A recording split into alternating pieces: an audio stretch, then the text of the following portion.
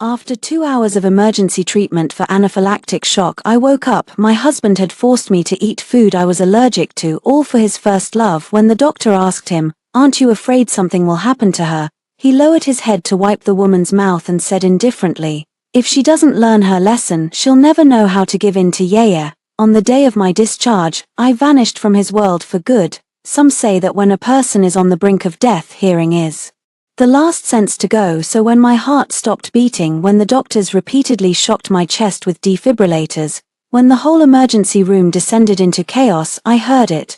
Through the door of the resuscitation room, my husband Lu Jingchen was lowering his head to wipe cream from another woman's lips. "If she doesn't learn her lesson, she'll never know how to give in to Yaya." As consciousness returned, my throat felt like it was stuffed with a red-hot wire. Every breath carried a metallic taste. My chest was heavy as if crushed by a stone, and my eyelids were too heavy to lift.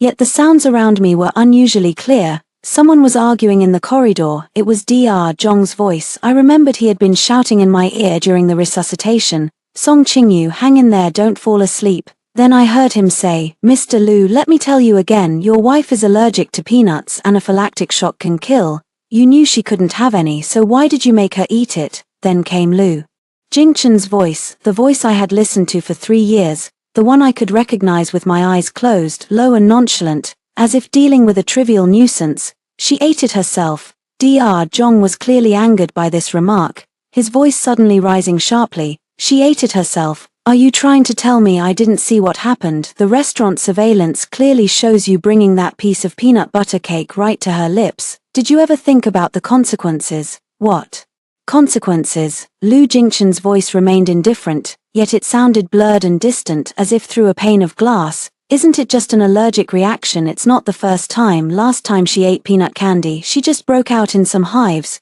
One shot took care of it. Who knew she'd be so dramatic this time?" The corridor fell silent for 2 seconds. I heard Dr. Zhong take a deep breath, the sound of someone struggling to suppress his rage. "Hives." His voice was very low. "Mr. Lu, your wife's heart stopped for a full 47 seconds. 47 seconds. Do you understand what that means? Half a minute later, and she wouldn't have made it. Her heart had stopped for 47 seconds. I silently repeated the number in my mind. So I really had died once. The resuscitation room gradually grew quiet, leaving only the steady beep of the monitor. I tried to move my fingers. The sharp sting in my fingertips confirmed that I was still alive. As long as I'm alive, I still have a chance to turn things around. The door was pushed open, and the sound of leather shoes on the floor grew from distant to near. I didn't open my eyes, keeping my breathing at the same rate as when I was unconscious. Lu Jingchen stood by my bed for a moment. He didn't sit down, didn't reach for my hand, didn't even come closer. He just looked down at me like he was assessing a broken appliance, calculating whether it was worth fixing. Suddenly, his phone rang. "Yeah," he answered, his voice instantly softening. "Yeah, I'm at the hospital. It's fine, she won't die, don't cry, it's not your fault, she was just careless. Okay, I'll be right there. What do you want for dinner?" "Alright, I'll get it." He hung up and left without looking back. From the moment he walked in to the moment he left, it was no more than 3 minutes. Only after the sound of his leather shoes faded down the corridor did I open my eyes. The ceiling light was blindingly white, stinging my eyes. I didn't cry. I had run out of tears on the operating table. All that was left now was hatred. The nurse pushed the door open to change the 4 bottle and jumped when she saw my eyes open. "Ms. Song, you're awake. I'll go get Dr. Zhong right away." "Wait," I said, my voice scraping out like sandpaper on wood. "Could I have a glass of water?" The nurse quickly poured some warm water and handed it to me. I propped myself up to sit, the 4 needle on the back of my hand tugging painfully. Dr. Zhong soon arrived and ran a series of tests. The look he gave me was clearly sympathetic, and his hesitant expression reminded me of the conversation in the hallway. "Dr. Zhong," I spoke first. "I heard what you said to him in the hallway." He was taken aback for a moment, then sighed. "Ms. Song, if you want to report this to the police, I can help provide evidence, surveillance footage, resuscitation records, and my own testimony. Would reporting it even help?" I asked, my voice so calm it sounded unfamiliar even to myself. "He's my legal husband. He can say I took it willingly and that he couldn't stop me. He can come up with 100 excuses to get away with it. While the worst thing that happens to me is an allergic reaction." Dr. Zhong's hand paused. He looked at me, and his expression shifted from sympathy to something more complex. probably because he hadn't expected a woman who had just crawled back from death's door to respond not with tears, but with a calm analysis of the situation. "Then what are you planning to do?" I didn't answer because I didn't know either, but one thing I was sure of, I couldn't stay by Lu Jingchen's side any longer, not because of hatred, but because I was afraid of dying. He had known about my peanut allergy from the very beginning. In the first year of our relationship, he took me out to eat and made a point of telling the waiter that no dishes could contain peanuts. Back then, he stood protectively in front of me, so earnest he was almost obsessive. Then Lin Yu came back. She was his childhood sweetheart, the unattainable pure love etched in his heart. Since he was 17, during the years he was abroad, he met me. He said I looked like her, especially when I smiled, so I wasn't his wife, I was her stand-in. I had known this for a long time, and I had even accepted it. I thought that if I was good enough, obedient enough, and loved him enough, he would eventually see me for who I was. Until 3 months ago at a dinner, Lin Yu handed me a piece of peanut candy, saying it was handmade and brought from abroad, especially delicious. Before I could refuse, Lu Jingchen had already taken it for me and placed it in front of me, saying, "Just try it, Yaya got this especially for you." I told him I was allergic to peanuts. Lin Yu's expression changed, her eyes instantly reddening. She put down her chopsticks and said, "I'm so sorry, I didn't know." Her tearful look made Lu Jingchen's face darken. He looked at me coldly and said, "Just a small bite, what could happen? Don't be a killjoy." I ate the candy. The itching in my mouth and the swelling in my throat came on fast. I was taken to the hospital for a shot. On the way back, Lu Jingchen didn't say a word to me. After we got home, he only said, "Next time don't do that in front of Yaya. Not don't eat it, but don't have an allergic reaction in front of her." From that day on, my peanut allergy was no longer a risk to avoid, it became his tool for punishing me. Whenever Lin Yu and I had any disagreement, even if she took my seat, wore my clothes, or used my cup, Lu Jingchen would make me eat something containing peanuts. Sometimes it was a peanut candy, sometimes a piece of peanut brittle, sometimes just a bread crust smeared with peanut butter. After I ate it, I'd break out in hives, my throat would swell, and I'd struggle to breathe. He would just stand there waiting until I'd suffered enough before taking me to the hospital. Every time he said the same thing: "Remember this, next time, let Yaya have her way." Over 3 years I remembered countless times. This last time I nearly died for it, yet he still said, "If you don't learn your lesson, you'll never know how to give in to Yaya." I closed my eyes, veins bulging on the back of my hand. Dr. Zhong sighed and said softly, "Get some rest. If anything happens, ring the bell for me." He reached the door, then turned back. "Ms. Song, forgive me for saying this. Someone who doesn't care whether you live or die isn't worth another ounce of your devotion." The door closed. I lay alone on the hospital bed, staring at the ceiling, and began to plan things out slowly. I still had 120,000 yuan in my bank account, the small apartment my parents left me when I got married. The deed is in my name. Over these 3 years, I hadn't spent much. Lu Jingchen had never skimped on money, probably because he needed my face. All of that together would be enough to make me disappear for a while. But disappearing alone wasn't enough. What I wanted was his regret, the kind of despair where he kneels before me begging for forgiveness, only to realize he's not even worthy of kneeling. To achieve that, I couldn't do it alone. I needed leverage. The day I was discharged from the hospital was a Wednesday. Lu Jingchen didn't come to pick me up. He sent a message saying that Yaya had a medical checkup that day and he needed to be with her, so I should take a taxi home. I replied with a single word, "Fine." Then I deleted his contact information, not blocked but deleted. Blocking can be undone. Deletion means this person disappears completely from my world, along with every trace of him, chat history, call logs, his photos in my album, the clothes he bought me, the pillow he used. I took nothing with me except my ID card, bank card, and property deed. Just before leaving, I took one last look at the home I had lived in for 3 years. On the living room wall hung our wedding photo.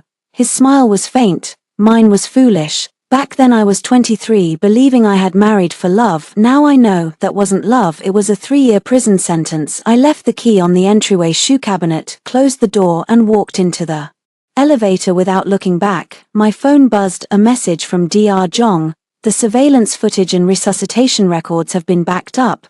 There's also something else I think you'll need." Attached below was a photo, a still from the hallway surveillance camera on the night of the emergency. In the image, Lu Jingchen was bending down to wipe the corner of Lin Yu's mouth. his expression as tender as if he were handling a piece of fragile porcelain. Behind him, the emergency room door glowed red. I saved that photo to an encrypted folder and set a password. October 19, 2023, the day of my death, and the first day of my rebirth. The elevator doors opened, autumn sunlight crashed down on me, dazzling, making me squint. I took a deep breath. A faint sting came from my lungs, but that was fine. Pain is right, only pain will make me remember clearly. Some people are simply not worth forgiving. On the third day after leaving Lu Jingchen, I moved into a rented room in an old residential complex in the southern part of the city. The place was small, 1 bedroom and 1 living room with a monthly rent of 1,000 yuan. The sublessor was a woman in her 60s. Seeing that I lived alone, she charged an extra month's deposit. I didn't haggle with her. I counted out 2,400 yuan bills and handed them over. The wrinkles on her face instantly bunched into a smile. I hadn't contacted anyone in the past few days. I kept my phone on silent and checked it occasionally. Lu Jingchen hadn't come looking for me. A few former colleagues messaged to ask why I wasn't at work. I replied, not feeling well, took a leave, and that was the last I heard from them. See, disappearing from someone's life is actually much easier than you'd think. You don't need a dramatic farewell, no soul-crushing confrontation, just a quiet exit. And then time slowly erases you from everyone's memory, just the way Lu Jingchen did to me on the 5th night. I turned on that old laptop, the only thing I took from his home. I say his, but it was actually a cast-off. He had replaced it with a new model and left the old one gathering dust in the study corner. I slipped it into my bag the day I left. To this day, he probably hasn't even noticed. The boot password is my birthday. For 3 years, every single one of his online accounts used my birthday as the password. Not because it's memorable, because he couldn't be bothered to change it. How could someone who doesn't care whether you live or die possibly care whether you know his password? I logged into his cloud drive first. The folders were neatly sorted: work, finances, photos, personal. I skipped the first 3 and went straight into personal. Inside were 2 subfolders, one named Yaya, the other documents. I opened Yaya. It contained 1,327 photos, spanning 4 years from 2019 to 2023. In the pictures, Lin Yu was either smiling or pouting, some in evening gowns at cocktail parties, some curled up on the sofa in loungewear, and a few with no makeup, messy hair tied up, pulling silly faces at the camera. Every shot was taken with great care: the angle, the lighting, the composition. It was clearly the work of someone who had put real thought into it, not the kind of casual snap and move on, but the patience of a person who held someone so dear that everything about her seemed beautiful, and no number of photos could ever be enough. I scrolled through the photos from start to finish, my hand steady all the while. No anger, no self-pity, just a calm sense of certainty, the certainty that, in this man's heart, I had never meant a thing. Then I closed Yaya and opened documents. Inside were 12 files, mostly scanned copies of Lin Yu's personal documents, passport, visa, academic certificates, medical reports, neatly organized and archived by year. When I got to the last file, my finger stopped. It was titled Proposal, and the last modification date was 3 months ago, not long after Lin Yu had returned to the country. I clicked it open. It was a detailed schedule spanning from September of this year to March of the next, 6 full months of planning. On the surface it looked like a travel itinerary for 2, but it was interspersed with extensive handwritten annotations. The first page read, "Go to Iceland in mid-November to see the northern lights. Yaya has always wanted to go. The place is sparsely populated, perfect for taking action." The words taking action were circled with a small line of text next to them. "Glacier hiking is the best time every year. Some tourists fall into crevasses, making search and rescue difficult, and bodies are rarely found." I stared at this line for a long time. He said tourists, not me. But I knew he meant me because at the bottom of the same page, he had listed a preparations needed section, and one of the items was peanut protein powder, odorless and tasteless, can be mixed into hot drinks. So he had even researched how to trigger my allergy: mix the peanut protein powder into hot chocolate or coffee, and it would go down with no strange taste. By the time we reached the glacier, the reaction would set in. I would have trouble breathing, my consciousness would fade, and I would stumble into a crevasse, the perfect accident, and Lin Yu would be the sympathetic confidant comforting him, the grieving husband who had lost his beloved wife. I continued flipping. The second page read, "Backup plan if Iceland plan fails, Switch to a Southeast Asian island. Yaya enjoys diving. Arrange a night dive. Administer peanut protein powder half an hour beforehand. Anaphylactic shock underwater will lead to drowning. Diving accidents are even easier to investigate than glacier incidents. Every word was written with chilling calm, like a project manager planning quarterly KPIs, considering all possible risks and countermeasures.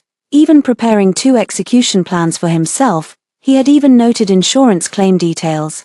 Accident insurance must be purchased 6 months in advance with coverage no less than 5 million, and the beneficiary must be the spouse. If the claim is denied, file a lawsuit against the insurance company. Chance of success is about 70%. 5 million, that's what my life was worth in his eyes. No, it was 5 million in claim money, plus a property that wouldn't have to be split, plus the freedom to be openly with Lin Yu from then on. No more sneaking around. No more keeping me at home as a stand-in. My life was never the goal, just a means to his end. I leaned back in my chair, staring at the screen, motionless for about 10 minutes. Then I picked up my phone and sent a message to Dr. Zhong. Dr. Zhong, do you remember that woman named Lin Yu who was with Lu Jingchen on the day of the emergency rescue? Dr. Zhong replied quickly. Yes, why? I pressed further. Did she leave any contact information, like an emergency contact or something?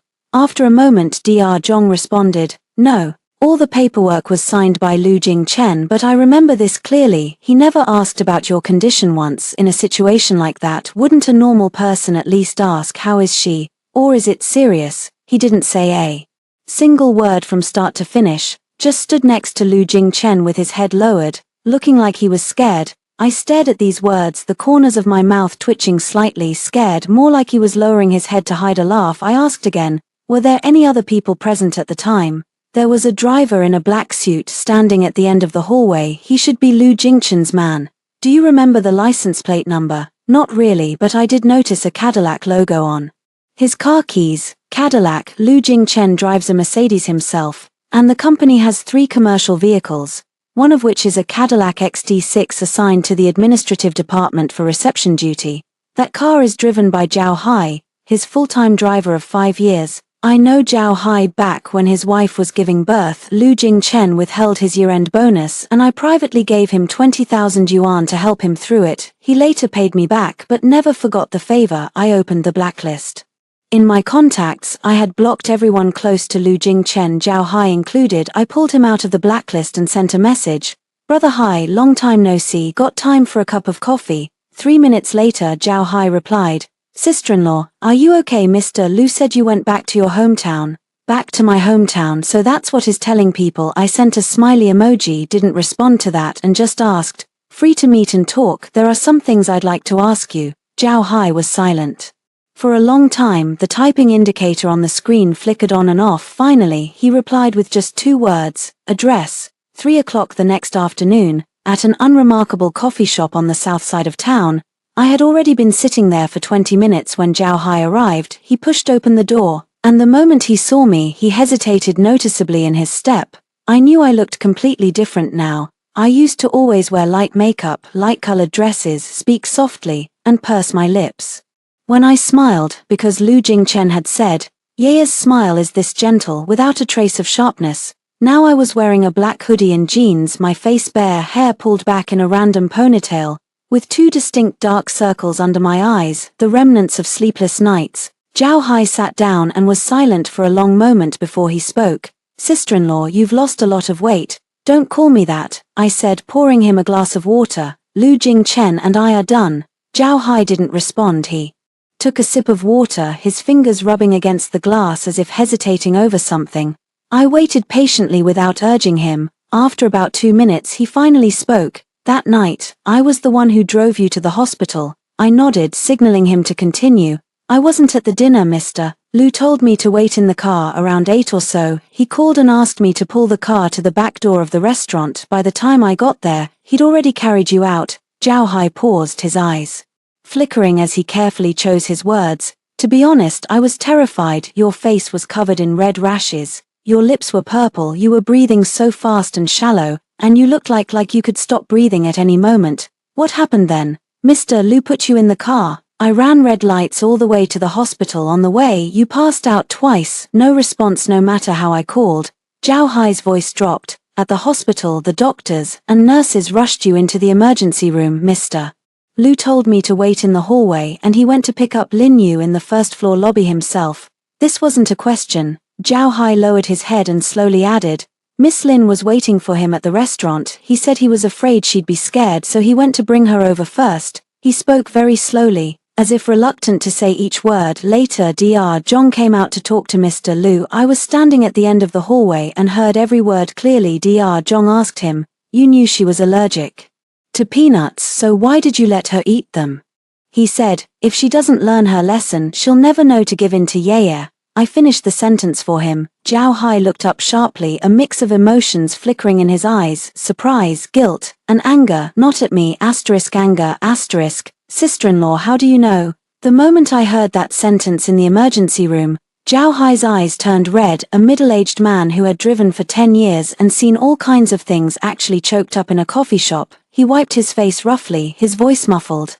Sister-in-law, I'm so sorry. I remember all the kindness you've shown our family over the years, but that night I didn't do or say anything. You don't owe me an apology. I turned my coffee cup half a circle. The fact that you agreed to meet me today is enough.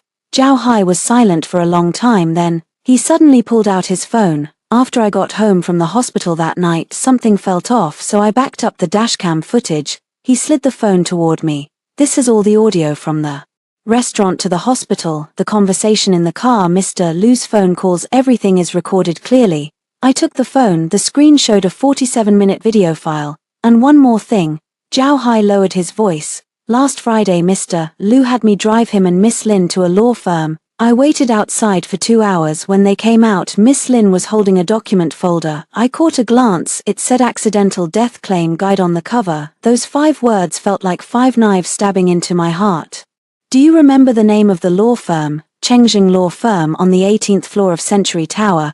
I committed the name to memory and handed his phone back. Send me a copy of the file. Zhao Hai hesitated. Sister-in-law, what are you going to do? Don't worry. I took a sip of my now cold coffee. The bitterness spread from my tongue to my stomach. I'm not going to do anything illegal. I just need time to figure some things out. After Zhao Hai left, I stayed in the cafe for a long time. Outside the window, the sky faded from grayish-white to dark blue, and streetlights lit up one by one. I organized all the photos of Lu Jingchun chat records and call recordings on my phone into a single folder, adding the dashcam footage Zhao Hai sent, as well as the resuscitation records and surveillance screenshots provided by Dr. Zhong. Enough evidence, but not yet lethal. I needed to wait for the right moment. My phone buzzed, a text from an unknown number. MS Song, this is Chengjing Law Firm regarding the insurance claim that Mr. Lu Jingshun recently consulted us about. We noticed it involves your personal information. If convenient,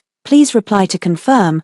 I looked at the text and suddenly smiled. The law firm Lu Jingshun hired had reached out to me on their own. Either someone was secretly helping me, or someone also wanted to see him fail. Either way, it was good news. I deleted the text without replying. Now wasn't the time. Back at my rental, I pulled out a small tin box from the very bottom of my suitcase, the only thing I'd taken from my parents' home. Inside were their mementos, a bankbook, an old photo, and a silver ring. I turned the ring over. 2 characters were engraved on the inner band. On her deathbed, my mother had held my hand and said, "We didn't buy this ring. It was already on your finger when we adopted you from the orphanage. I kept it all these years, wanting to tell you the truth when you grew up. Later, I got busy with love and marriage, trying to please a man who never loved me back and completely forgot about it. Now I thought maybe it was time to look into it." I typed Songjio ring keepsake into the search bar. After flipping through a few pages with no useful results, I tried different keywords. On page 37, an old photo appeared. The silver ring in it looked nearly identical to mine, with the same engraving Songjio on the inner band, the outer pattern, thickness, and even the wear marks matched exactly. The caption below read, "Heirloom token of the Jiangcheng Song family. Every legitimate Song child receives a silver ring at birth, engraved with second child of the Song family. 20 years ago, the youngest daughter of the Song family went missing at the West City Mall, and her whereabouts remain unknown. The Song family has offered a 10 million reward for her return. 20 years ago, the youngest Song daughter who disappeared at the West City Mall." I clutched the ring in my palm, the coolness of the metal slowly warming against my skin. Wind blew in through the window making the curtains flap loudly. I closed the web page, shut my laptop and lay down on the bed. There was a crack on the ceiling, stretching from the corner all the way to the light fixture, like a dried-up river. Lu Jingchen wants my life, but my real identity might be that of the daughter of the Song family in Jiangcheng. He wants a 5 million insurance payout. Yet the Song family is offering 10 million to find their daughter. The irony was just perfect. In the darkness I reached for my phone and replied to that unfamiliar number. I am Song Qingyu, let's meet and talk. The meeting room of Chengzheng law firm was on the 18th floor of Century Tower, with floor-to-ceiling windows facing the river. When I arrived, the person who received me was not the lawyer Lu Jingchen had consulted, but a woman in a dark grey suit. She was around 37 or 38, with short hair, no jewelry, and her nails. He had a very short buzz cut, and his whole demeanor was as clean and sharp as an unsheathed blade. Ms. Song, my name is Han Lin, senior partner at Chengzheng law firm. He gestured for me to sit, then poured a cup of tea and slid it toward me. I apologize for contacting you out of the blue, but I believe you need to be aware of the contents of Mr. Lu Jingchen's consultation last week. I didn't beat around the bush. What did he consult about? Han Lin took out a photocopy of a document from the drawer and pushed it over. Mr. Lu was inquiring about the pre-claim procedures for accidental death insurance. Specifically, what supporting documents are needed to successfully file a claim if his spouse dies unexpectedly overseas. This includes the notarization and legalization process for the death certificate, consular legalization procedures, and the review timeline of domestic insurance companies. He paused, then added, he also asked a particular question: if the body cannot be located, will the claims process be affected? I picked up the photocopies and flipped through them page by page. They contained Han Lin's neatly written interview notes, each page bearing Lu Jingchen's signature in the bottom right corner. You're a law firm. Why are you leaking a client's private information? Han Lin leaned back in his chair, arms crossed, and sized me up for a few seconds. His look wasn't one of scrutiny, but rather a probing curiosity. Lu Jingchen is not my client. He consulted another lawyer at the firm. That lawyer charged a fee but never formally filed the case. He took a sip of tea, and when he set the cup down, he pulled something from his suit pocket and placed it on the table. A silver ring identical to mine. Ms. Song. Han Lin's voice suddenly softened. I work for your father. The atmosphere in the reception room instantly froze. I stared at that ring for a long time, finally pulling the silver ring hanging from my neck out from under my collar, placing the two side by side on the table, the scratches on the inner band, the pattern on the outer band, the silver quality identical in every detail.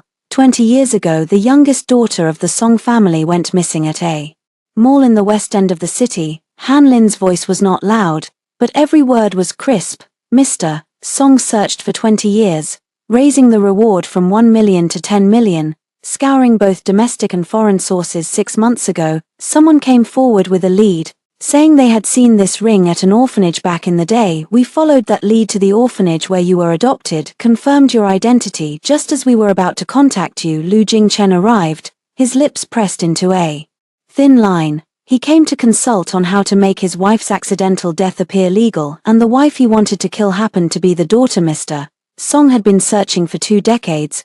What a coincidence, don't you think? I remained silent. Out the window, a cargo ship on the river sounded its horn, its low note piercing through the glass like a heavy sigh. Han Lin spoke again. Mr. Song asked me to pass along a message. No matter what you want to do, the Song family has your back. Want Lu Jingchen ruined. The Song family can bankrupt him. Want him in prison. They have the best legal team. Want him. He paused, then enunciated each word. Want him dead. The Song family can make that happen cleanly too. I looked into his eyes and enunciated each word. I don't need the Song family to act. Han Lin raised an eyebrow. I will do it with my own hands. That conversation lasted nearly 3 hours. I didn't return to the Song family with Han Lin, nor did I meet the father who had been searching for me for 20 years. I only made one request: have the Song family cooperate with my plan, and do not reveal my identity until I give the signal. Han Lin agreed. Before leaving, he asked, how do you plan to begin? I replied,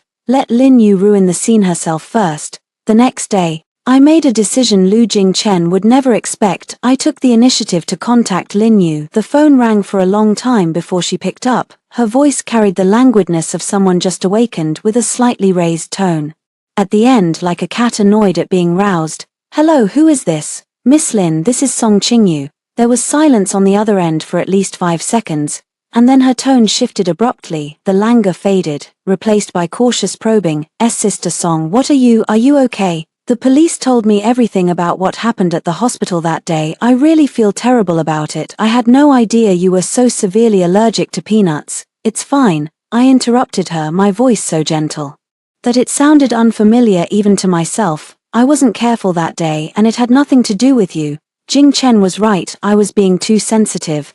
There was another silence on the other end of the line. This silence was different from the last one was accidental, but this one was full of doubt. She was probably wondering why I had suddenly become so agreeable. "Miss Lin," I continued, "I'm calling because I want to apologize to you in person." "Apologize?" Lin Yu's voice rose half a pitch. "For what?" "I was too petty before. When Jing Chen treated you well, I felt unbalanced and always had a sour look on my face. But now I've come to understand we've known each other since we were little, so it's only natural that you share a deep bond. I want to get along with you, is that okay?" The last 3 words came out very softly, laced with a timid plea. There was a rustling sound from the other end of the line. He'd probably sat up in bed.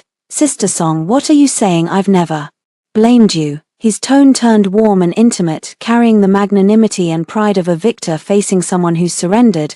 "It's great that you feel this way. Jing Chen would be really happy to hear it. How about I take you to dinner tomorrow night?" I paused, then added, "Just the 2 of us. I really want to have a good talk with you." Lin Yu agreed readily. After hanging up, I sent Han Lin a message. "Tomorrow at 7 p.m. arrange someone for me at Jiangnan restaurant, someone who knows how to take photos." The next evening at 6:30 I arrived early. This restaurant was a regular spot for Lu Jingchen. The window seats offered a night view of the entire river. I deliberately chose the most prominent booth, facing the river with my back to the entrance. Lin Yu was 15 minutes late. She did it on purpose. I'd known her for 3 years and knew all her little habits. She had to be the last to arrive in any setting because she loved the feeling of everyone's eyes on her. "Sister Song, I'm so sorry, the traffic was terrible." She was wearing a canary yellow dress, her hair styled in loose waves over her shoulders, carrying a Hermes Kelly bag. I recognized that bag. Lu Jingchen had brought it back from a business trip to Hong Kong last month. He'd said it was a gift for a client, but it was for her. "It's okay." I stood up and pulled out her chair with a smile. "Have a seat." Lin Yu sat down, her eyes quickly scanning my outfit: white t-shirt, jeans, no makeup. The corner of her mouth twitched, a subtle movement, but I caught it. It was satisfaction, the smugness that comes from comparison. "Sister Song, you haven't been resting well lately, have you? Your complexion looks a bit off." She picked up her water glass and asked with concern.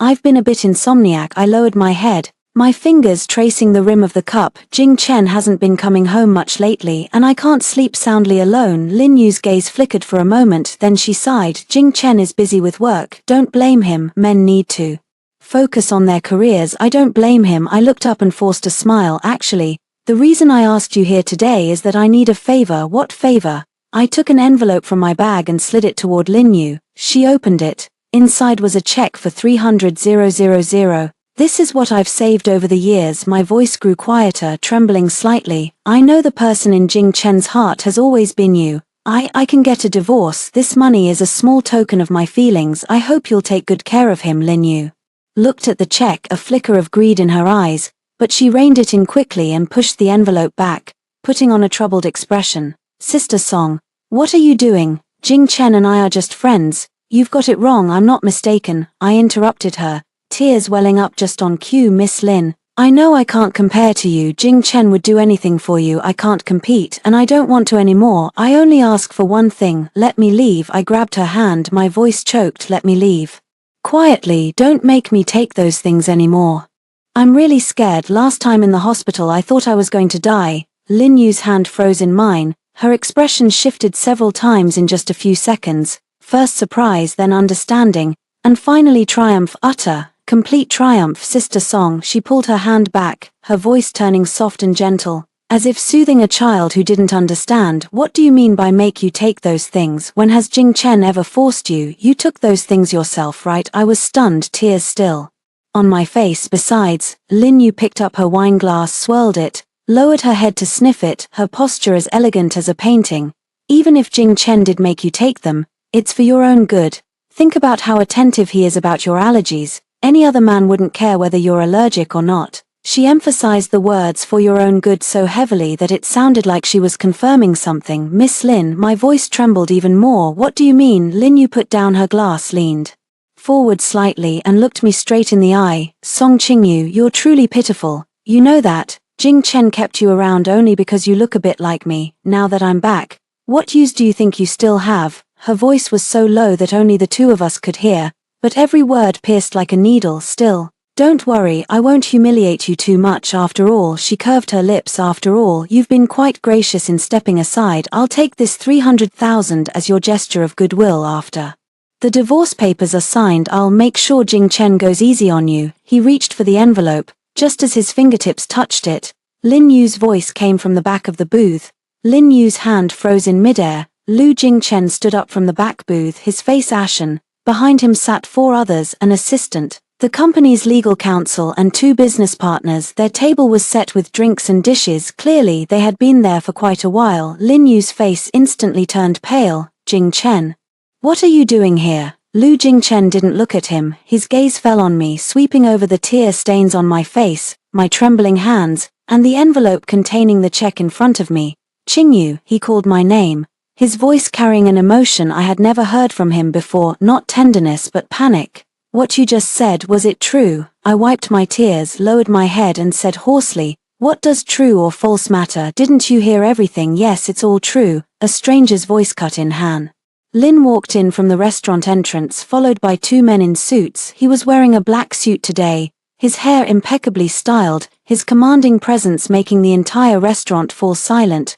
Mr. Lu Jingchen. Han Lin walked to the table and placed a document on it. I am Han Lin, the legal counsel for MS Song Qingya. Here's my card. Lu Jingchen didn't take the card. He stared at Han Lin with ice-cold eyes. What do you mean? What I mean, Han Lin said, pulling out a chair and sitting down, crossing his legs as casually as if he were having afternoon tea, is that from now on, everything concerning MS Song's marital relationship with you, the division of assets, and the criminal charges of intentional bodily harm you repeatedly inflicted on her over the past 3 years will be handled by me. He pulled a photo from the stack and slid it to the center of the table, a surveillance still from the hallway on the night of the emergency rescue. Lu Jingchen looked down, wiping the corner of Lin Yu's mouth. Behind him, the doors of the emergency room glowed red. This one, Han Lin said, pulling out a second photo, shows you telling Dr. Zhong if she doesn't learn her lesson, she'll never yield to Yaya. We have both the audio and video. He pulled out a third photo. This one is the Iceland travel plan from your cloud drive, detailing how you intended to use peanut protein powder and glacial conditions to stage an accidental death. Oh, and there's also a backup plan involving scuba diving in Southeast Asia. The third photo is the consultation record you signed when inquiring about accidental death claims. You asked whether the claims process would be affected if the body could not be recovered. With each photo pushed forward, Lu Jingchen's face paled further. Lin Yu was completely speechless, slumped in her chair, her fingers gripping the handle of her Hermes bag until her knuckles turned white. Mr. Lu, Han Lin said, sliding the final document forward, his voice carrying the calm of a judgment. This is MS Song's divorce agreement. The terms are simple. You walk away with nothing. All your assets, including real estate, vehicles, and company shares, will be transferred to MS Song. In exchange, MS Song will temporarily reserve the right to pursue criminal charges against you for intentional harm. The word temporarily was spoken lightly, but everyone understood it wasn't about dropping the charges but postponing them. The dagger hung at his throat, its fall depending on her mood. Lu Jingchen was silent for a full 10 seconds.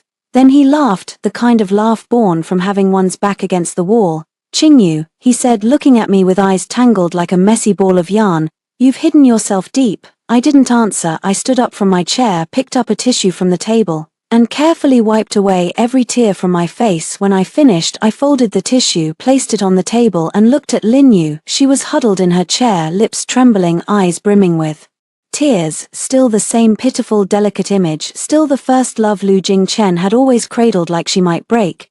But her fingers were shaking badly. Miss Lin. I leaned down and whispered a sentence in her ear, so quietly that only she could hear it. That 300,000 wasn't a gesture of sincerity, it was the price for that necklace of yours. She jerked her head up, her hand instinctively flying to her neck. The necklace was still there, but her expression had completely changed. The sapphire set in. It is fake. I straightened up and looked down at her. The real one is on the wedding ring Lu Jingchen gave me. Tell me, if the token of his love for you was a fake gem, what does that say? Lin Yu's pupils contracted sharply. She turned to look at Lu Jingchen, her lips parting as if to speak, but no words came. And Lu Jingchen's gaze was no longer on her, it was on me, with an expression I had never seen before, as if seeing me for the first time. Han Lin stood up, gathered the documents on the table into a file bag and said, Mr. Lu, the divorce agreement comes with a 72-hour cooling-off period. If that time passes, we'll see you in criminal court. He turned and walked out, followed by the two men in suits, with me bringing up the rear at the door. I paused for a moment but did not look back. Lu Jingchen, I said, you once asked me when I'd learn to give in to Yaya. Behind me there was dead silence. I've learned, starting today, I'll show you how I take back your things one by one. The glass door of the restaurant closed behind me. The river wind blew in with the coolness of an autumn evening. Han Lin stood by the car waiting for me, an unlit cigarette between his fingers. That last line was good. Which one? The one about watching you take his things back one by one. Han Lin smiled, put the cigarette back in its case and said, let's go, your father is waiting for you. My phone buzzed as the car drove onto the overpass. It was a message from Lu Jingchen, just 4 words, Qingyu, come back. I stared at those 4 words, remembering that 3 years ago on the day she proposed she had sent the same message. What did I reply back then? I said yes. This time, I deleted the chat and threw my phone into my bag. Lu Jingchen sat on the divorce agreement for a full 6 days. Han Lin messaged me daily with updates. On day 1, Lu Jingchen's lawyer called to renegotiate the asset split. On day 2, they offered 30% of the company's shares in exchange for a waiver of claims. On day 3, Lu Jingchen himself went to the city, sat in Han Lin's office for 40 minutes and left without signing a thing. His stalling, Han Lin said over the phone, stalling until you soften, until you give in. He knows you too well, Song Qingyu. He remembers what you used to be like. The old me might have softened, but that was before the 2-hour resuscitation, before my heart stopped for 4 to 7 seconds, before I heard him say with my own ears, you need to learn your lesson. That was the old me. The present me, every heartbeat is for revenge. On the morning of the 7th day, Han Lin messaged me. He signed. Attached was a photo of the final page of the divorce agreement, with Lu Jingchen's signature in the respondent's box. His handwriting has always been elegant, but this stroke was heavy, so heavy it almost tore the paper. Walking away with nothing. All the property, vehicles, company shares, and bank accounts go to Song Qingyu. I stared at those 3 words for a long time. Walking away with nothing. When I married him 3 years ago, I asked for no bride price, no name on the property deed, and only 6 tables at the wedding banquet. My parents died young, so there was no one to fight for me. Back then, Lu Jingchen held me and said, Qingyu, from now on, what's mine is yours now, what's his is indeed mine, but not because he gave it, because I took it back myself. I replied to Han Lin, not enough. Han Lin answered immediately, I know. Next step, a yacht party. Help me get a boat. 3 days after Lu Jingchen signed the divorce agreement, his assistant Mas sent an invitation. November 15th, Lu Jingchen's 30th birthday party to be held aboard the Pearl of Jiangju. Departing from Jiangju port, the invitation was exquisitely made, with gold-stamped calligraphy reading Mr. Lu Jingchen's 30th birthday gala, and a small line underneath, black tie. Guests may bring one companion. I was packing my things in the rental apartment when I received the invitation. The envelope was delivered by Zhao Hai, who stood at the door with an uneasy look on his face. Sister-in-law, don't go to this party. Why? Zhao Hai hesitated, then lowered his voice. Yesterday I drove Mr. Lu to the dock to see the boat, and Miss Lin was there. I heard her tell the event decorator to set up a table at the very edge of the deck, and cover it with peanut products. He emphasized the word peanuts heavily. She said that if Song Qingyu dares to show up, she wants him to feel uncomfortable from the very first second he steps onto the boat.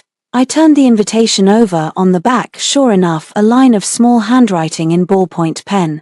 Shalinua's script, for sis, your favorite peanut candy is ready on the boat, you must come. Next to it was a little smiley face. Sister-in-law, Zhao Hai's voice tightened. Don't go, that woman is crazy. She's not crazy. I tucked the invitation into my bag and looked up at Zhao Hai with a smile. She just wants me dead too badly. Zhao Hai's face went pale. And you, I patted his shoulder. Just need you to do one thing for me. What thing? On the night of the party at exactly 8 o'clock call.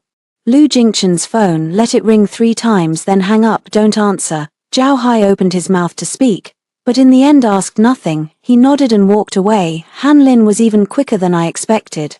The day after the invitation was sent out, he had already gathered all the information on the Pearl. The captain was Zhu Guodong, 48 years old, who had worked this route for 15 years. The service team on board had 12 people in total, 3 of whom were temporary hires. Among those part-timers, one named A Cheng was someone I had placed there. Han Lin slid the crew list over. He used to be a diving instructor, excellent underwater skills. On the night of the party, he will stay by your side the entire time, never more than 5 meters away. As for the life-saving equipment, the lifebuoy on the right side of the stern has already been replaced. It looks no different from the other lifebuoys, but Han Lin pointed to a spot in the photo and explained, the knot here is a slip knot which comes undone with a single tug. Once you fall into the water, it will automatically inflate within 30 seconds, turning into a small life raft. He looked up at me and asked, are you sure you want to do this? The seawater temperature is only 16 degrees. After you fall in, you'll have to stay in it for at least 5 minutes before a Cheng hauls you out. Those 5 minutes in the cold water could easily send you into shock again.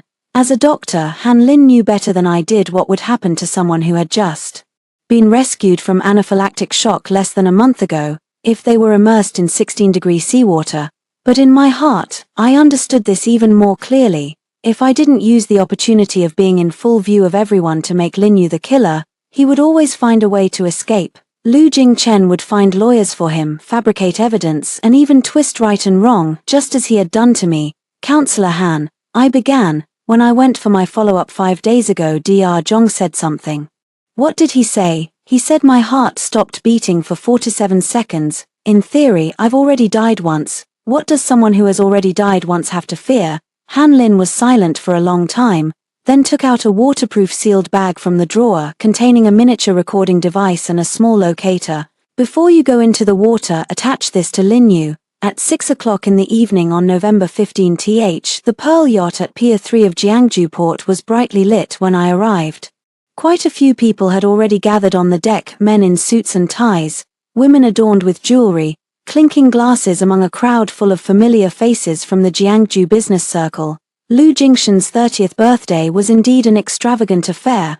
I wore a bright red maxi dress, as vivid as congealed blood. My hair was left loose, naturally falling over my shoulders. My makeup was heavier than usual by 3 shades, and the dark red lipstick made my face appear so pale it was nearly translucent the moment I stepped onto the gangway.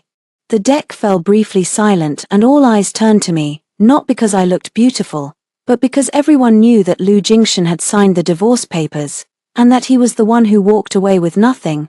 They were all waiting to see what would happen next, never expecting that the ex-wife who had been kicked out would dare to appear in a red dress at her former husband's birthday party. Lu Jingchen stood in the center of the deck, holding a glass of champagne. The moment he saw me, his fingers visibly tightened. Lin Yu stood beside him, holding his arm, wearing a white lace dress. When she saw me, the smile on her face froze for a second, then quickly returned to a gentle and composed expression. Sister Song, you actually came. She let go of Lu Jingchen's arm and walked toward me, her voice syrupy sweet. I thought you wouldn't come. She leaned close to my ear and lowered her voice. After all, last time at the restaurant you cried so pitifully. I thought you'd be too embarrassed to show your face. I smiled but didn't respond.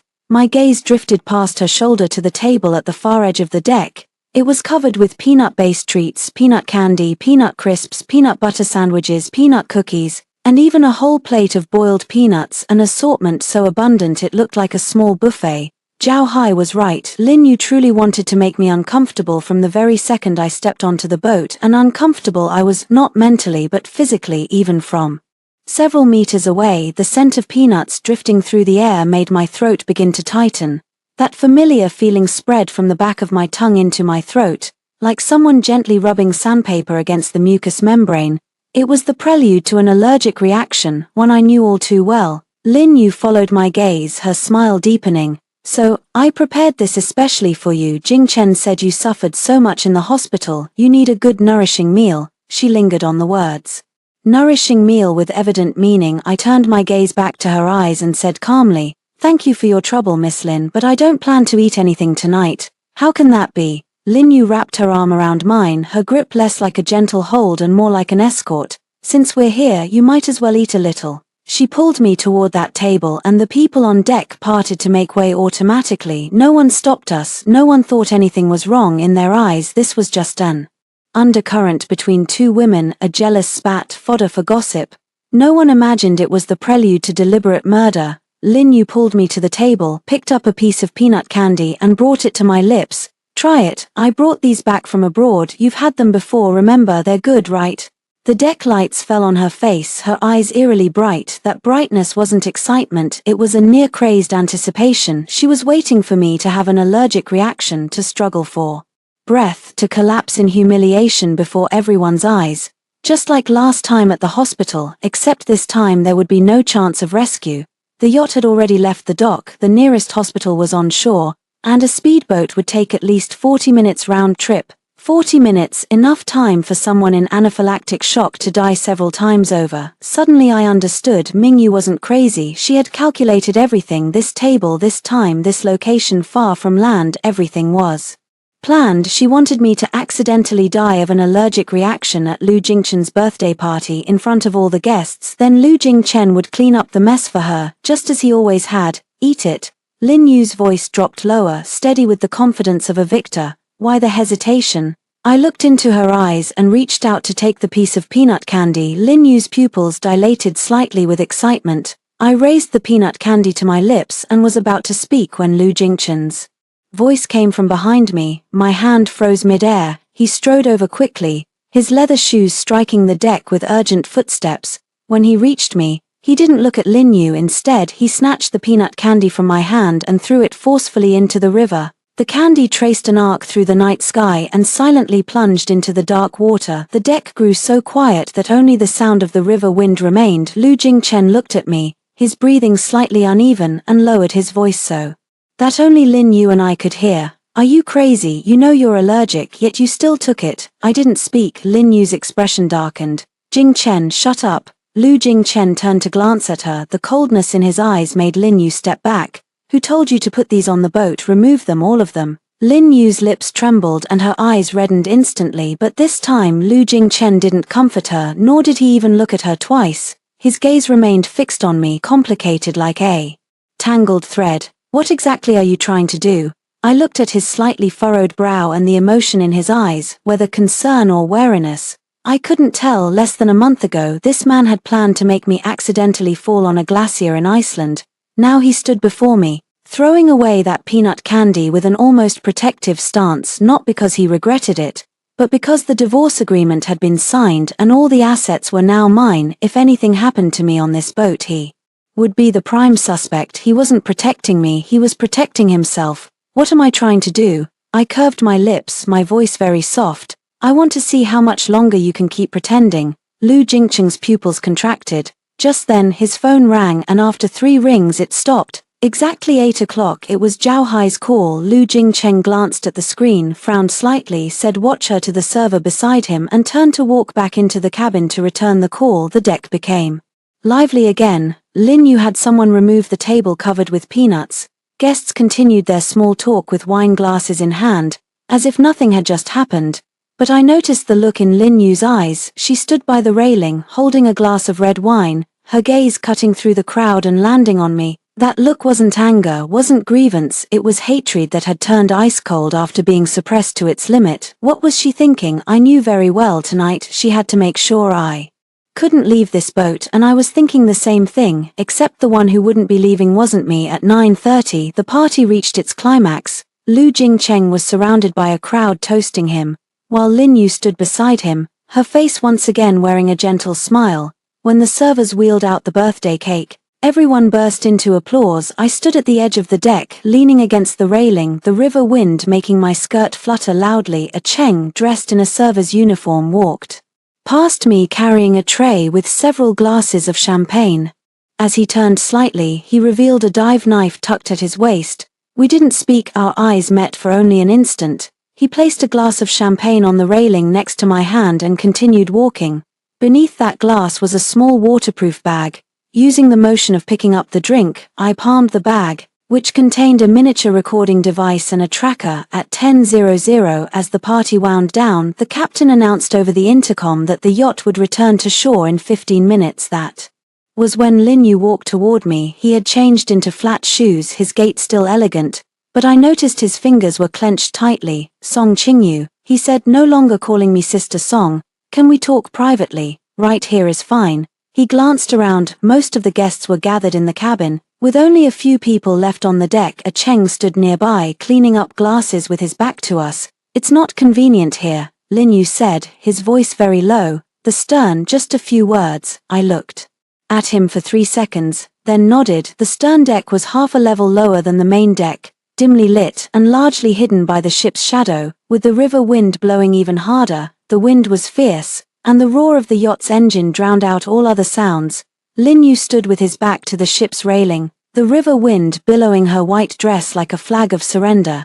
"Do you know why I wanted to talk to you alone?" he asked. "No," I replied, "because there are things you just can't say in front of the police." He stepped closer, near enough for me to smell his cloying perfume like stale Osmanthus candy. "Song Qingyu, do you really think you've won?" I didn't answer. "You think just because you made him sign the divorce papers and leave with nothing, you've won?" Lin Yu's voice dropped so low that half of it was carried off by the wind, the other half drove into my ears like nails. "You're wrong, Jing Chen is mine. He has been since I was 17. You were just a stand-in to pass the time. Now that the stand-in is gone, the leading lady naturally returns." He pulled a photo from his pocket and held it out to me. It showed a property deed with both her name and Lu Jingchen's on it. "He bought this for me last week in full, 30 million. You think because he left with nothing, he really has nothing?" Lin Yu laughed, the sound scattered by the river wind like shattered glass. "He transferred all his assets to my name long ago. You think you took everything from him? You only took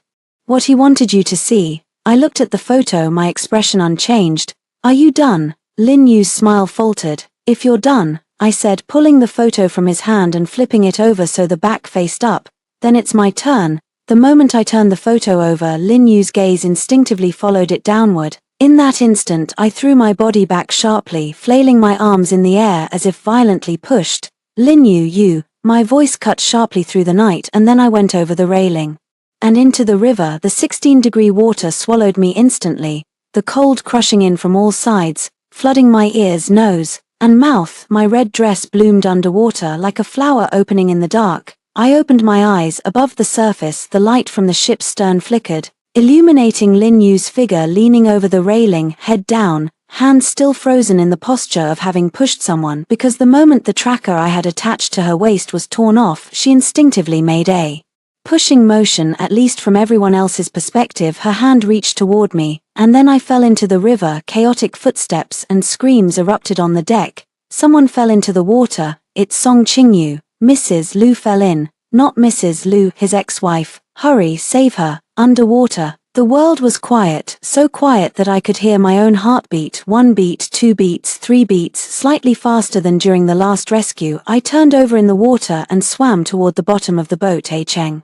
should reach the predetermined position within 30 seconds, at 15 seconds, then 20, my lungs began to tighten, not just from lack of oxygen, but because the 16-degree cold was rapidly draining my body heat. My fingers and toes went numb first, then my arms and then my calves. At 25 seconds, a dark shadow emerged from beneath the boat. It was A Cheng. He swam to my side, shoved a respirator into my mouth, then wrapped an arm around my waist and pulled me toward the other side of the vessel. There, a modified lifebuoy was tied. He had already loosened it. The lifebuoy automatically inflated underwater, unfolding into a small life raft. A Cheng pushed me up, then climbed in himself. "How are you?" he asked in a low voice. I spat out the respirator and gasped for air. Soaked hair plastered to my face, red dress clinging to my body. I looked like a ghost dredged from the water, but I was alive. "I'm fine," I said, my voice so hoarse it was barely audible. "What's happening up there?" A Cheng looked up.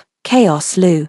Jing Chen rushed to the stern. He paused. "He's jumping in." I jerked my head up. Another figure flipped over the side of the boat above the water. Falling in, his suit and leather shoes entered the water with no skill at all, the splash shattering into countless fragments under the light. Lu Jingchen can't swim. 3 years ago when we went on a beach vacation, he refused to go past waist-deep water, saying he'd nearly drowned as a child and had a fear of deep water. Now he jumped into a river 10 meters deep. A Cheng glanced at me and I nodded. He slipped back into the water and swam toward Lu Jingchen.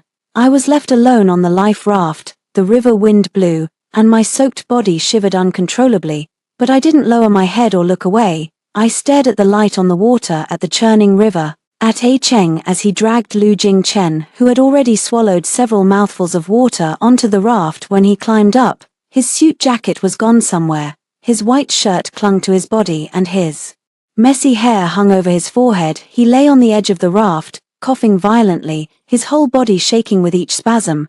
Then he raised his head and saw me. His eyes burned impossibly bright in the dim light, like two washed stones of obsidian. Inside them were fear, rage, and something I'd never seen before. He crawled over, grabbed my shoulders with both hands, and squeezed with a force that felt like he might crush me. "What the hell are you trying to do?" His voice was hoarse, roughened by the river water he'd choked on, not an accusation, not a reproach, but a nearly broken roar. "What the hell are you trying to do? You know I can't swim, you know that." I looked into his eyes. "You know I'm allergic to peanuts too." My voice was so calm it sounded strange even to myself. "You know that, but you still made me eat them." Lu Jingchen's hands froze on my shoulders. Droplets fell from his hair one by one, landing on the raft's air cushion. "For 3 whole years," I said, "every time you gave me something with peanuts in it, every time you watched me suffocate in front of you, every time you took me to the hospital and then left to be with her, you knew all along. The plan document in your cloud drive, Iceland's glacier, Southeast Asia diving,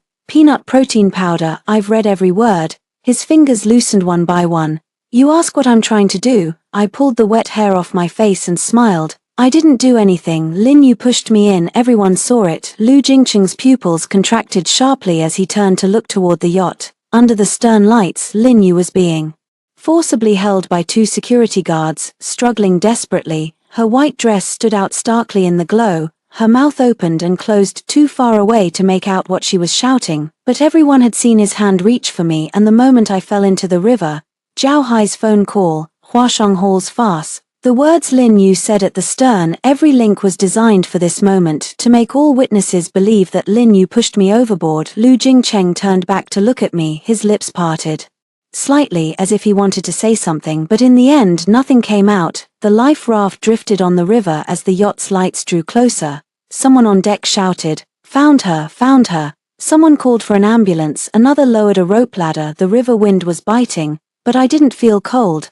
because the look on Lu Jingcheng's face gave me a surge of satisfaction, the expression of a hunter who has just realized he is the prey. 72 hours passed. Lu Jingcheng did not sign the divorce papers, which was expected for a man like him, who had sailed through life without ever having anyone grip him by the throat. Forcing him to hand over all his assets and walk away with nothing was worse than death.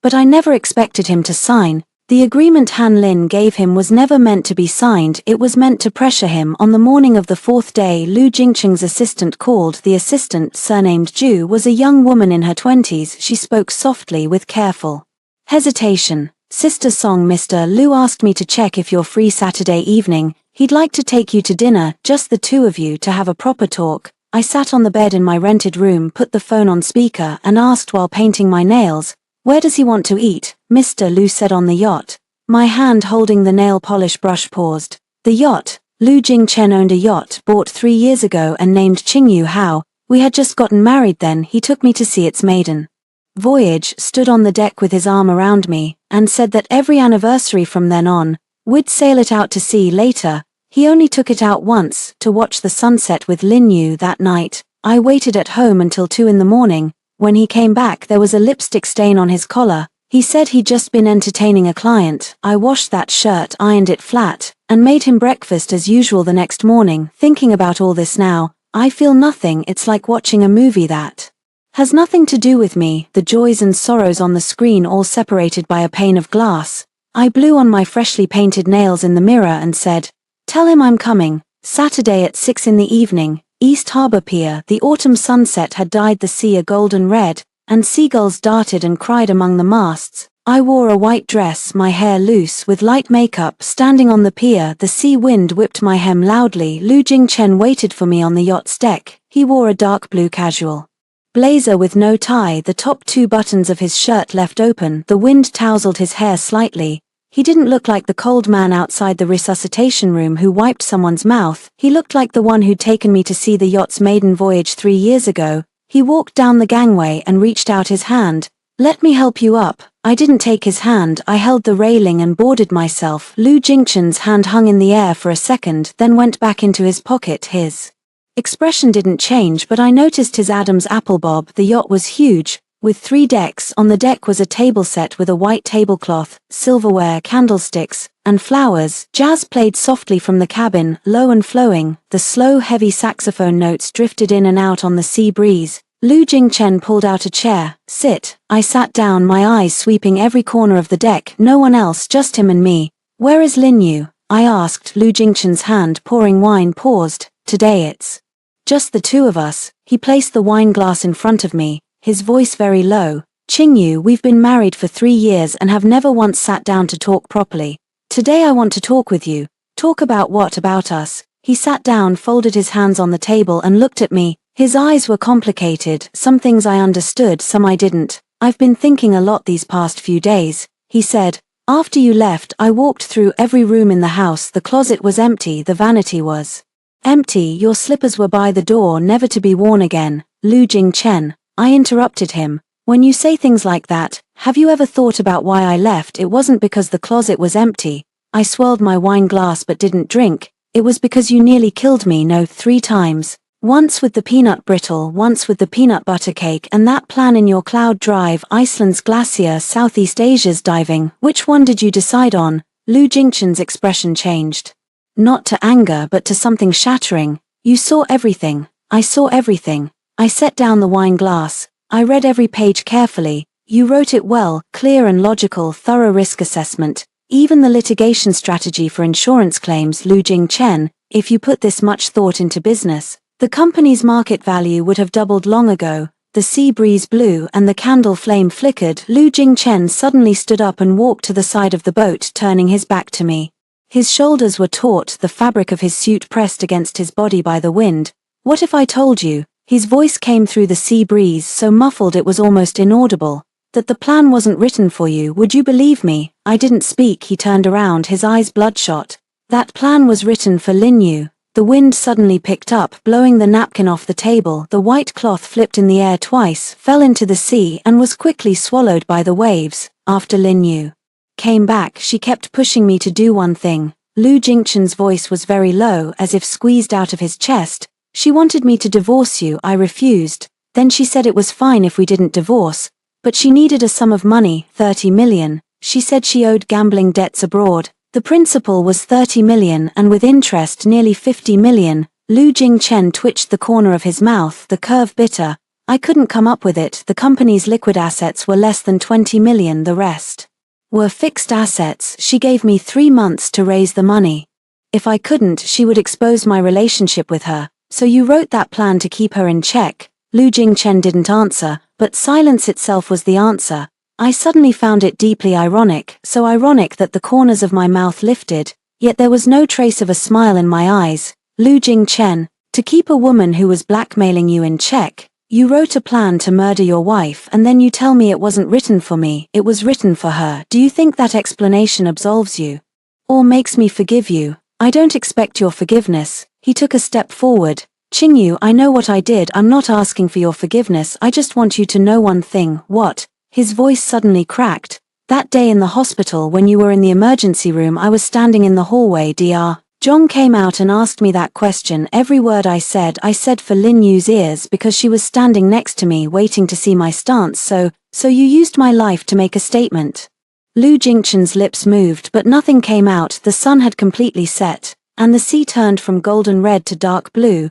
The lights on the yacht came on, casting a warm yellow glow on his face, revealing a fine line at the corner of his eye that I had never seen before. This man had aged, not in years, but in a way that something had hollowed him out from the inside. "Qingyu," he called my name again, his voice carrying a plea I had never heard from him before. Come back, I don't want anything anymore. The company, the house, the money, I'll give it all to you, just come back. The sea wind tousled his hair even more. 3 years ago, he stood on the deck of the same yacht, arm around me, saying that every wedding anniversary we would go out to sea. Back then, his eyes were so bright. Now those eyes hold not light, but fear, the kind of fear that comes from knowing loss only after it happens. I stood up, walked to the side of the boat and stood shoulder to shoulder with him. The sea rose and fell in the night, while a lighthouse flashed in the distance. Lu Jingchen, do you remember what you said when you brought me to see this yacht 3 years ago? He paused. You said this boat is called the Qingyu because from the moment you met me, your life finally had direction. I turned to look at him. What about now? Does your life still have direction? He didn't answer. It doesn't, right? I answered for him, because your direction was never me. I was just the stand-in for the first love you carved into your heart at 17. Now that the stand-in is gone, you realize your first love was a vampire. Lu Jingchen gripped the railing so hard his knuckles turned white. I'm not here to get back together with you. I turned around, leaning my back against the railing to face the cabin. I came today to give you one last chance. What chance? Sign the divorce papers, walk away with nothing. She stared at me for a long time, then suddenly smiled, the same kind of smile as that day in the restaurant, the smile of someone backed into a corner who has calmed down instead. And if I don't sign, then you'll lose even more. As soon as the words left my mouth, footsteps echoed from inside the cabin, high heels on oiled wooden deck planks. Growing closer, Lin Yu stepped out of the cabin, wearing a tight red dress with her hair pinned up, revealing her slender neck. Her makeup was exquisite, but her eyes had the look of a cornered beast. Song Qingyu. Her voice was sharp and piercing. You think hiring a lawyer will scare me? Think Song Jio will help you? You're nothing but an adopted orphan. Song Jio searched for you for 20 years and never found you. How could she just show up out of nowhere to claim you? I looked at her without moving. You came today to gloat, didn't you? Lin Yu approached step by step, her high heels tapping out an urgent rhythm on the deck. To watch Jing Chen abandon me, to see me ruined in disgrace. But let me tell you, you're overthinking it. Jing Chen will never leave me, never in this lifetime. Lin Yu. Lu Jingchen's voice dropped. Enough. Not enough. Lin Yu whipped around to face him, her eyes rimmed red. Lu Jingchen, what did you promise me? You said you'd love only me in this life, that she was just my shadow, and now you're throwing me away for her. I'm not throwing you away. Yes, you are. I heard everything you said just now. You told her to come back, said you'd give up everything. Lin Yu's voice grew shriller, tears streaking through her eyeliner, leaving 2 black trails down her face. Then what about me? What do I do? What about my 30 million? As those last words left her mouth, the deck fell silent. The sea breeze scattered the tears across her face. Lu Jingchen looked at her, his gaze shifting from complex to coldly appraising. This was no question. So from beginning to end, all you wanted was that 30 million. Lin Yu opened her mouth but nothing came out. I took a step sideways, a crucial move. I was now standing between the ship's railing and the lifeboat. Behind me was the railing, beyond that the sea, to my left the lifeboat, to my right Lu Jingchen, directly in front Lin Yu. It was exactly a blind spot in the surveillance. Han Lin had investigated the yacht's camera layout in advance. There were 3 cameras on deck, at the bow, above the cockpit, and at the cabin entrance. My position was out of frame for all of them. Lin Yu, I said, my voice low but each word crystal clear, that necklace you're wearing, the sapphire, is fake. Do you know where the real one is? Lin Yu's pupils contracted. I reached into my collar and pulled out the ring hanging around my neck. The Song family's silver ring gleamed under the yacht's lights. The real gem is on the wedding ring Lu Jingchen gave me. She said her mother left it to her, to give to the woman she would love most in her life. I turned to look at Lu Jingchen. Right. Lu Jingchen's expression completely changed, not the anger of being exposed but fear, because he knew what would happen next. You lied to me, Lin Yu's voice suddenly became very soft, like a breath forced from the depths of her throat.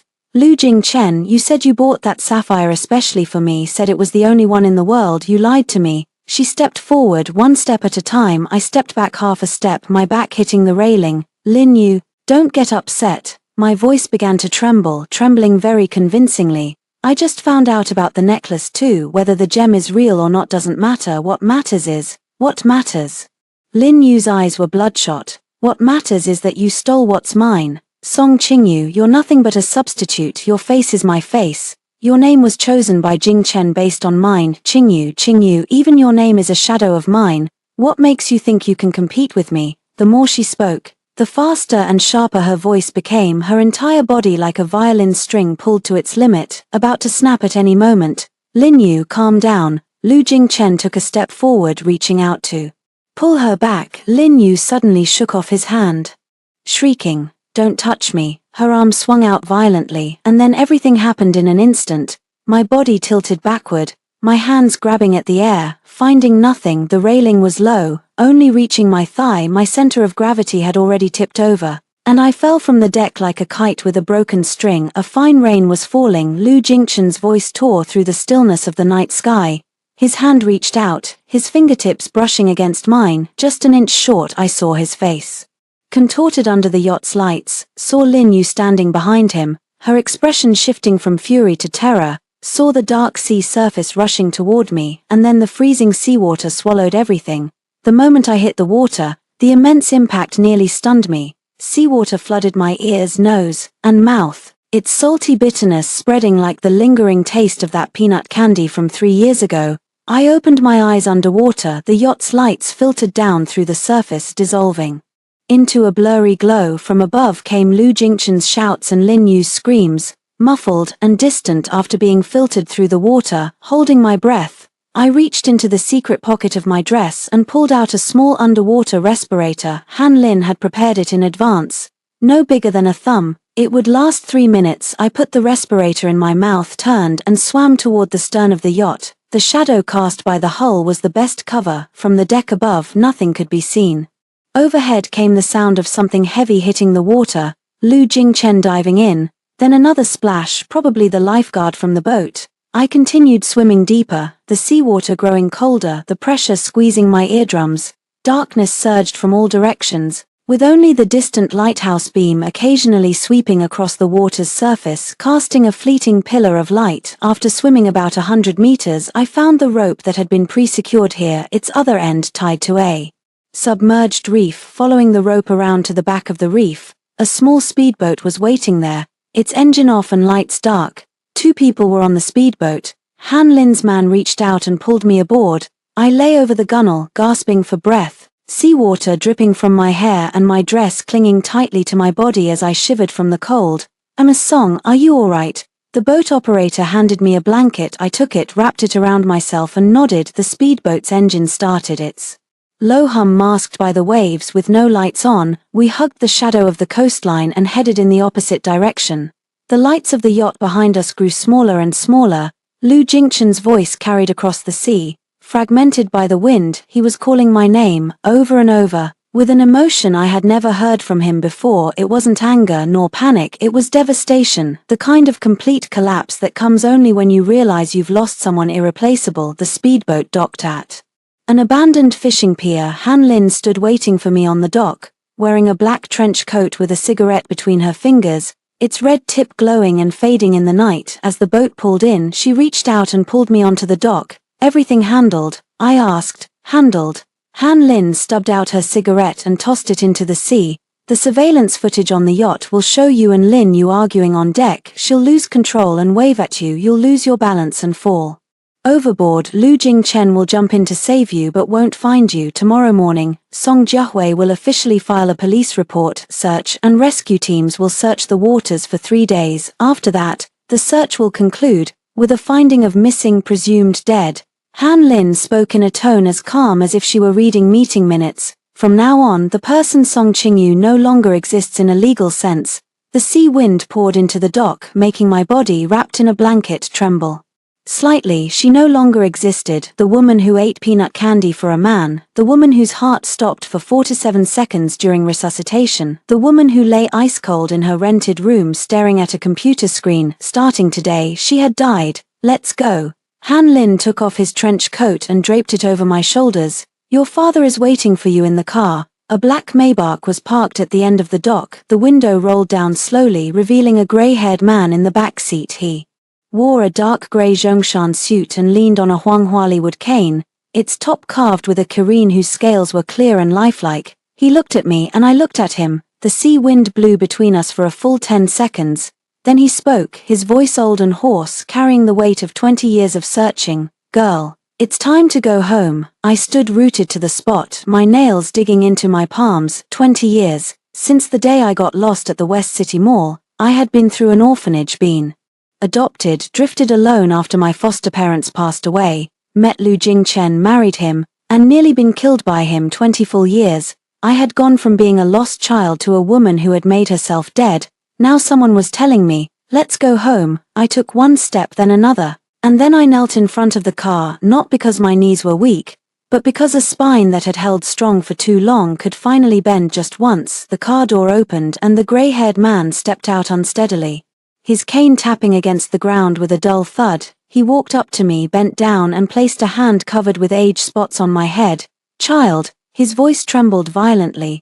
Daddy has been searching for 20 years, 20 whole years. I didn't look up. Tears fell drop by drop onto the concrete ground. The dock lights stretched our shadows long and far, so long that they melted into the night, blurring where shadows ended and the sea began. On the distant water, the lights of yachts still flickered and sirens faintly echoed. But there, in my father's arms, I finally cried out loud.